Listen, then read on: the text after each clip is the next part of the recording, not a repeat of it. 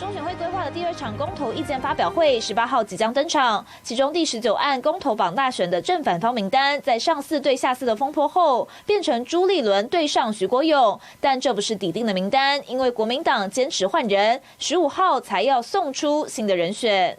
其实我一开始接到的讯息，对手就是朱立伦。洪律师是律师界非常优秀一个律师，不应该用说你是立委，或者是你当过什么公职人员，或者当过党主席，那认为年轻人就是下士。徐国勇为洪伟申抱不平，认为国民党不该藐视年轻人。不过如今正反方层级逆转，民进党立委虽然狂酸临阵脱逃的朱立伦，还是希望他能回心转意，接受挑战。我跟国民党从来没有说谁是下士上士，我们都是战将为民。那我们的政事啊，民进党一直在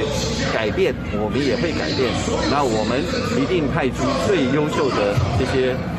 国民党的代表。蓝营瞧不定人选，一度还传出台北市议员张思刚上阵，但另一位北市议员罗志强却又在脸书发文喊话，主动请缨对战徐国勇，号称是强勇之战。看来公投意见发表会，正反方除了在论述上攻防，在出席阵容上也要比士气，较劲一番。民视新闻综合报道。MOD 自由选，自选50，自选20，赶快加入民视新闻台。